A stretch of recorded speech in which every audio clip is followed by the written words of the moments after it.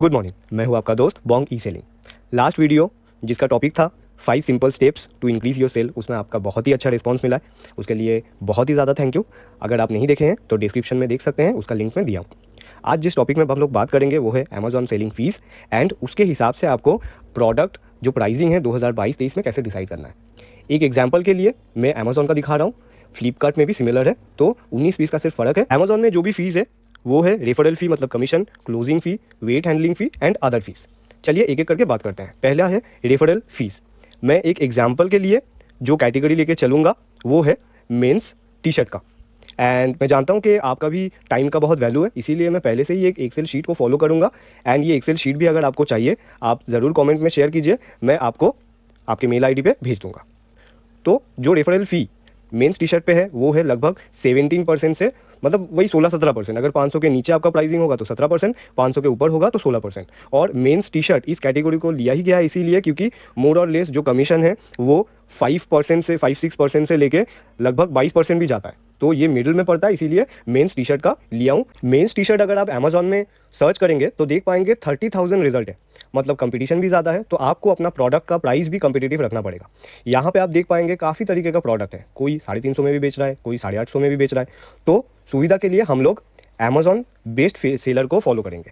Best seller को अगर follow करेंगे तो ये मेंस टी शर्ट में नंबर 1 है। इसीलिए हम लोग एक प्राइस पॉइंट सेट कर सकते हैं 795 या फिर 799 का, और कैलकुलेशन का सुविधा के लिए हम लोग 499 का भी प्राइस पॉइंट रखेंगे। अमेजॉन में 2 तरीके का प्रोडक्ट सेल होता है। एक है ब्रांडेड प्रोडक्ट, मतलब आप प्रोडक्ट को लिस्ट कीजिए, अमेजॉन का जो भी चार्जेस है वो दीजिए। और एक है प्राइवेट लेवल। प्राइवेट लेवल का क्या मतलब है? आपका खुद का ब्रांड।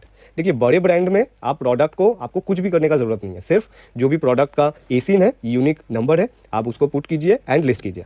बट प्राइवेट लेवल के लिए आपको अलग से लिस्टिंग करना पड़ता है। अगर आप चाहते हैं कि प्रोडक्ट लिस्टिंग पे भी मैं वीडियो बनाऊं, कमेंट पे जरूर लिखिएगा, मैं प्रोडक्ट को कैसे लिस्ट करना पड़ता है अमेजॉन फ्लिपकार्ट में उसका भी एक वीडियो बना दूंगा।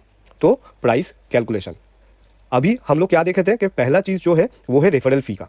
रेफरल फी यहाँ पे देख पा रहे हैं मेंस टी शर्ट में अगर 500 के ऊपर नीचे होगा तो 17%, अगर 500 के ऊपर होगा तो 16%। तो हम लोग 499 का अगर 17% करके देख सकते हैं। यहाँ पे 2 तरीके का प्रोडक्ट हम लोग देखेंगे, एक है एफबीए, मतलब जो प्रोडक्ट ऑलरेडी प्राइम में है, अमेजॉन में के वेयर हाउस में रखा हुआ है वो, और एक है इजी शिप, मतलब एमएफएन, फुलफिलमेंट बाय मर्चेंट, मतलब सेलर के पास से जो जाएगा। इन फी अगर एफबीए का देखें तो 250 से 500 का है 20 रुपीज़, तो यहाँ पे पुट किया हुआ है 20 रुपीज़। एंड इजी शिप का देखेंगे तो ये आता है 6 रुपीज़, इसीलिए 6 रुपीज़ की है। अब है शिपिंग का।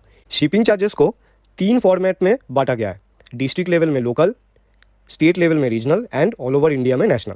आप इजी शिप का अलग देखेंगे एंड एफबीए में भी अलग देखेंगे। तो अगर आप देखेंगे कि फर्स्ट 500 ग्राम नेशनल लेवल पे एफबीए में होता है 61 रुपीज़ एंड नेशनल लेवल पे एमएफएन सेलर फुलफिलमेंट में होता है 74।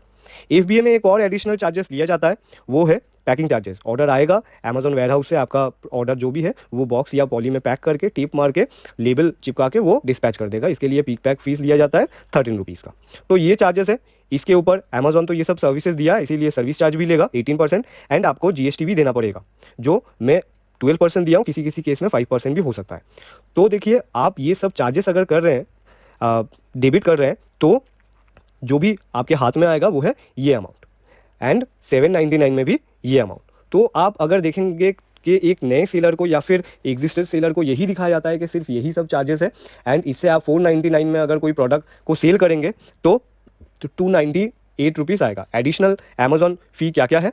वो है खाली स्टोरिंग चार्जेस पर क्यूबिक फीट में 33 रुपीज़, एंड जब आप रिमूवल क्रिएट करेंगे, मतलब वेयर हाउस से कुछ भी अगर प्रोडक्ट वापस लाते हैं अपने पास, तो फिर पर यूनिट में 10 रुपीज़। ये तो सेलर फुलफिलमेंट में लगता ही नहीं है। तो ये सब चार्जेस है, आपको दिखाया जाएगा, ये एकदम सही बात है। अच्छा, क्यूबिक फीट मतलब ये है, हाँ, एक 1 हाइट विथ एंड लेंथ। तो आपको दिखाया जाएगा कोई भी प्रोडक्ट आप 499 में सेल करेंगे तो ये सब चार्जेस काटने के बाद आपको लगभग 300 रुपीज़ का आएगा, जो कि सही भी बात है कि अगर आप फेमस ब्रांडेड प्रोडक्ट को अगर सेल करेंगे तो इतना आ जाएगा आपके पास। अगर 799 होगा तो लगभग 530 रुपये आ जाएगा। लेकिन अगर आपका प्राइवेट लेवल हुआ तो क्या होगा? अगर आपका प्राइवेट लेवल हुआ, मतलब आपका खुद का ब्रांडेड ये है, तो आपको कुछ कुछ चीज़ें ऐड ऑन इसके साथ करना पड़ेगा। क्या क्या ऐड ऑन करना पड़ेगा? वो तो जो प्राइस अगर आप देख रहे थे ये तो आएगा ही आएगा, लेकिन उसके साथ साथ और भी चीज़ें ऐड होंगी। क्या ऐड होंगी? कि आपको एडिशनल जो है उसके साथ साथ एडवर्टाइजमेंट भी करना पड़ेगा। एडवर्टाइजमेंट में ये आप समझ लीजिए, आप वो दिग्गज ब्रांड के साथ ऑलरेडी ये कर रहे हैं, compete कर रहे हैं। Allen Solly, Jockey, Van Heusen, Amazon brand symbol, Adidas. तो ब्रांड के साथ अगर compete करना है, मैं किसी का भी प्रमोशन नहीं कर रहा हूँ, मैं जस्ट कुछ ब्रांड का नाम मैं बोल रहा हूँ। अगर आपको प्रमोशन करना है या फिर अगर आप चाहते हैं कि आपका प्रोडक्ट का विजिबिलिटी बढ़े, कस्टमर देखे आपके प्रोडक्ट को, तो आपको एडवर्टाइजमेंट करना ही पड़ेगा। ये ऑन एन एवरेजली मैं 20% पकड़ रहा हूँ, बट अगर आप देखेंगे तो ये 30% भी जा सकता है। लेकिन ऑन एन एवरेजली किसी किसी में एडवर्टाइजमेंट ज़्यादा करना पड़ेगा, किसी किसी प्रोडक्ट में एडवर्टाइजमेंट कम करना पड़ेगा। तो ऑन एन एवरेजली 20% का एकॉस आता है। तो आपके प्रोडक्ट पर एडवर्टाइजमेंट भी करना पड़ेगा। उसके साथ साथ आप देखेंगे कई सारे प्रोडक्ट में deals of the day, limited time deals, lightning deal, ये सब फ्लैश सेल आएगा। ये सब फ्लैश सेल में अगर आप देंगे, तो अगर आपका प्रोडक्ट 500 रुपया का है तो उसमें 25% लगभग आप देखेंगे कि आपको ऑफ देना पड़ेगा। अगर आप ऑफ नहीं देंगे तो आपका विजिबिलिटी भी तब डिक्रीज होगा एंड आप बाकी कंपटीटर्स के साथ compete नहीं कर पाएंगे। यहाँ पे आप मुझे क्वेश्चन कर सकते हैं कि लाइटनिंग डील क्या बहुत ही ज़रूरी है? मैं बोलूँगा ये आपके ऊपर मैटर करता है, लेकिन देखा गया है कि लाइटनिंग डील जिस टाइम पीरियड पर रन होता है उस पर आपका सेल ज़्यादा आता है। तो इसीलिए आपको प्रोडक्ट विजिबिलिटी इंक्रीज करने के लिए एडवर्टाइजमेंट भी करना पड़ेगा और लाइटनिंग डील भी चलाना पड़ेगा।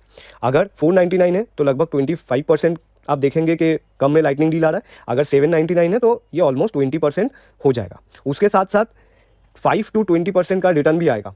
और जो रिटर्न कॉस्ट है, अगर मान लीजिए कुरियर रिटर्न है, मतलब कस्टमर ने एक्सेप्ट ही नहीं किया, तो उसका रिटर्न कॉस्ट देना नहीं पड़ेगा।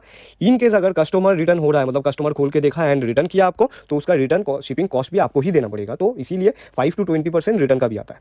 देखिए, मैं इतना ज़्यादा क्यों बोल रहा हूँ, इतना सब कुछ बोलने का एक ही रीज़न है कि ऑनलाइन में आप सोचेंगे ऑनलाइन में आए और पहले दिन से ही आप प्रॉफिट बुक करना स्टार्ट कर दें, तो वो पॉसिबल नहीं है। ऑनलाइन में ब्रेक इवन पॉइंट तक पहुंचते पहुंचते मिनिमम आपका 8 मंथ to 1 ईयर लगेगा। तो 1 साल के बाद आप रिग्रेट ना करें कि काश मैं प्रोडक्ट प्राइसिंग को ठीक से रखता, सब चार्जेस वगैरह, एडवर्टाइजमेंट चार्जेस वगैरह, लाइटनिंग डील वगैरह सब कुछ समझता, उस हिसाब से अगर प्राइसिंग करता तो मेरे लिए बेनिफिट होता। इसीलिए मैं पहले से ही बोल रहा हूँ, आप चेक कीजिए। अगर आप ऑलरेडी मतलब एग्जिस्टेड सेलर है, तो आप अपने प्रोडक्ट का प्राइसिंग को चेक कीजिए। जिसमें आपको थोड़ा बहुत प्रॉफिट मिल रहा है उसको कंटिन्यू कीजिए, जिसमें बहुत ज़्यादा ये मिल रहा है, लॉस बेयर हो रहा है, उसको पहले ही बंद कीजिए।